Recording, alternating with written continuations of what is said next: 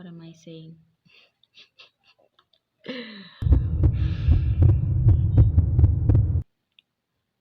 Okay.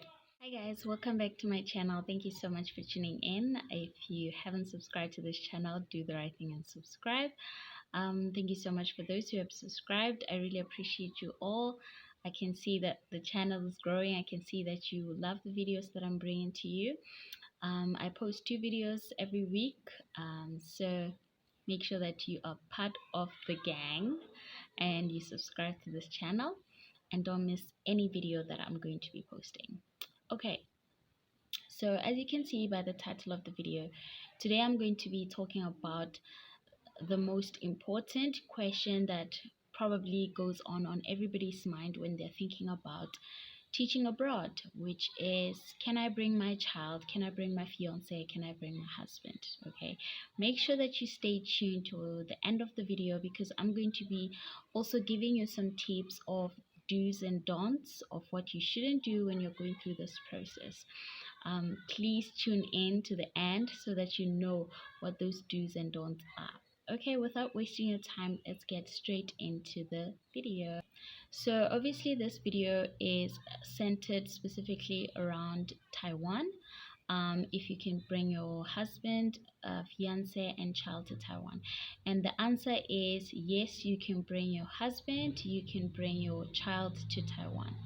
But your fiance, they can come with you to teach in Taiwan, but you probably will not be able to come with them. So they would have to find a job on their own, and you guys come to Taiwan at different times. But you could speak to your agency and try to maybe be placed at the same city or something like that. But in terms of you actually getting a job this side and them getting documentation to come here as your fiance, that is not possible. Okay, now that we've moved past that question, I'm going to go straight into the documents that you need to bring your husband. So if you are engaged, you better get married, okay? And if you are engaged and you want to go abroad, specifically come to Taiwan with your person, make sure you get married, because if you're married, things will be easier for you, okay? So if you want to bring your husband, the documents that you're going to need, number 1 is passport, so your husband's passport and your passport. Make sure that it's not expiring anytime soon. And also make sure there's 5 pages in your passport, that they can put your visa and things like that. Okay, number 2, you're going to need an authenticated unabridged marriage certificate. And I need to explain this, guys, because I literally struggled when it came to this, because all this time I was married, I thought that I had the correct marriage certificate, but unfortunately I did not. I actually needed to also have like an unabridged marriage certificate. This is a marriage certificate that has all of your details, so it will show your husband's details, I think where he was born and things like that, and your details, where you were born and who married you guys, your surname before, and all those type of things. So like proper details, so that's very, very important. Okay, so not just the standard marriage certificate where you have marriage and then the type, your husband, and the type of marriage, not that one.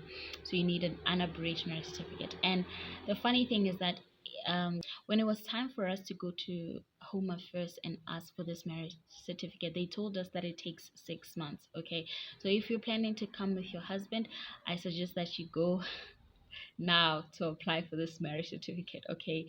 Because 6 months is a long time. Okay, so try to get this document way in advance, because this is the reason why I'm doing these videos, guys, to help you to be able to have an easier process than I did. The next thing, you need an authenticated health report. Okay, so your husband needs to get a health report. You also need to get a health report if you are coming here in Taiwan as a teacher, but you can come to Taiwan and get the health check here, or you can choose to do it back in South Africa or wherever country that you're coming from. Okay, so you need to get your husband to have a health report, and your husband's health report will not be the same as your health report. So the health report that he needs to do, it has to have residency health report at the top of the form. Okay, so make sure it's the correct health check form when your husband goes and do that health reports check, whatever it is. Okay, so because yours is a teacher's health check, so the things that they want you to test for, it's different from the things that they would want your husband to test for. Okay, so make sure that he has the correct form, so it's not the same as the one for you as a teacher. Okay? So how do you get these things authenticated? So first you have to go notarize this document, so your unabridged marriage certificate and your health report. After you've done them, you have to go get them notarized. You can go to whichever lawyer that you know of that they do notary, and then you can notarize those documents. Then after that, you take it to the high court. Okay, you take it to the high court, and then you finally take it to the Taipei license office. Okay, you do not need to take it to deco. Okay, anything that has to do with Taiwan does not need deco, at least in this case. Maybe other things, but in this case you don't need to go to deco. So it's notary, high court, and Taipei license office, which is also in Pretoria. This video is going to be very long if I choose to say everything that needs to be said, every information, every detail. Okay, so please make sure that you watch part 2 to make sure you get all the right information, all the correct information, and do not skip this video, because the next thing you would have skipped something important. So make sure you watch for every single detail so that you get all the details, part 1 and part 2. So I will post part 2 on Friday. Okay, so make sure that you put your notification bell on so you don't miss that. Second part is documents for a child. Okay, so if your child is under 6 years old, these are the documents that you need. If your child is under 6 years old, these are the documents you need. I need to repeat that, guys, so that you understand what documents you need for what. First, you need your child's passport, the same as your husband, 5 pages, not expiring anytime soon.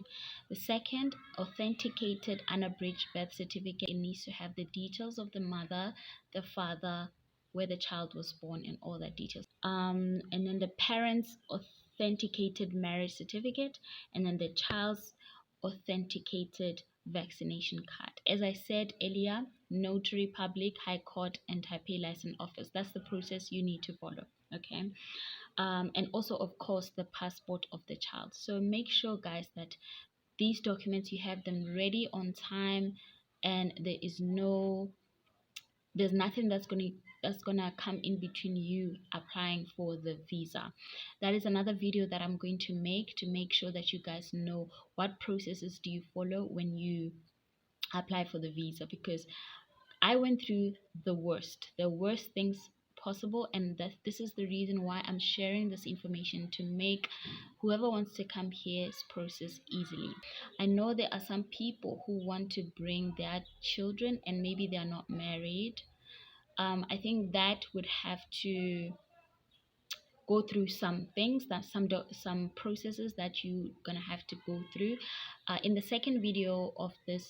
second part of this video, I will leave the email address of the Taipei license office to ask them, if you are not married, what kind of documents do you need, in terms of, like, let's say your child has the name of the father. I know some mothers have the birth certificate where it's only them, it doesn't show the father, and I think you have to hold a sole custody of the child, so the father is not involved altogether. So you need to be the main carer, and the main person who holds the custody of the child. But just to be sure, just do your own research, guys, and find out. I will leave that email, as I said, in the second part of this video. Okay, I know that it's possible. I know mothers who have come here, they're not married, they bring their children, but I think you have to have permission. Okay, even me, I'm married to my husband, but when he brought our daughter here, he needed to get a documentation letter that says you need to that I approve that he should travel with my daughter. So I think this is another thing that you're gonna need. If your child is going to travel with you, you need to get permission. If the father appears as part of the birth is appears in the birth certificate, he needs to approve that you can travel with the child. You need to do that at home affairs. Okay, now I'm going to move to documents for the child that is over 6 years old. Okay, the child, number one, you need the child's authenticated health report. So you also need to get your child health check, take them to the doctor and make sure that they get tested for different things. That form you also get it from your agency. Make sure it's like a residency form. It's not the same as yours as the teacher. Then you also need your child's vaccination card. So if your child is over 6 years old, and you don't know where their vaccination card is, go and find that vaccination card, especially if you want to come to Taiwan. Okay, you need to go look for that vaccination card. If you don't have it, maybe you can go to the clinic that they used to go to and try to retrieve that information. Okay, so you need to have the vaccination card. Okay, and then the parents authenticated marriage certificate. Okay, so the do's and don'ts that I wanted to tell you guys about. So first things first, if you are going to apply for the visa of your family in Cape Town, you must know that I sent them an email when I wanted to apply for my husband and my daughter to live with me on the same day, and they told me that unfortunately you cannot. Okay, I repeat, you cannot apply for your family's visa unless you are already staying in Taiwan. You have an ARC number to show that you are a resident here, and that's that basically. Okay, you have to have all of those documents, but you must know that you cannot apply for a visa for your family unless you already have an ARC. But I know that it is possible for you to bring your family with you, as long as the employer, whoever is employing you, this you need to make sure that your agency makes sure that the employer writes on your work permit that it is allowing you to bring your family at the same time. Okay, so your work permit must state that this teacher, he's coming, and or she's coming and he's coming with their family. If your work permit does not state, you will have a very difficult time applying for your family's visa to come here with you. Okay, so make sure that the work permit has your name and your family's name so that they can also come here the same time as you. I hope that that was very clear. That's point number one. Point number two, make sure you get all the documents, guys, ahead of time. Like Home Affairs, go to Home Affairs. Home Affairs, they will tell you this document takes 6 months. Like I said previously, they said marriage certificate, unabridged marriage certificate takes 6 months. So make sure you get your documents way in advance. You don't wait until the last minute, because you're going to struggle, especially if you want your child or your husband to go with you the time that you are traveling. You don't want them to come later. Okay,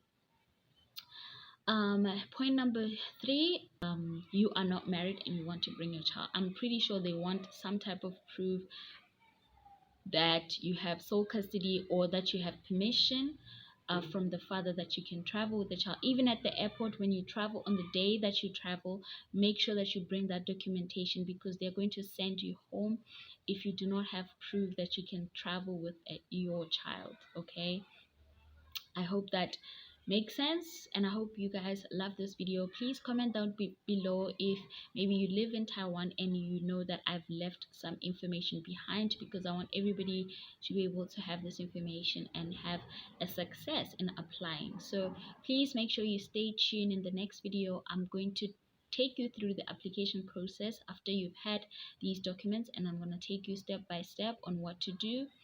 And yeah, I hope this was clear and helpful, and thank you so much guys for tuning in, and I'll see you in the next video. Bye.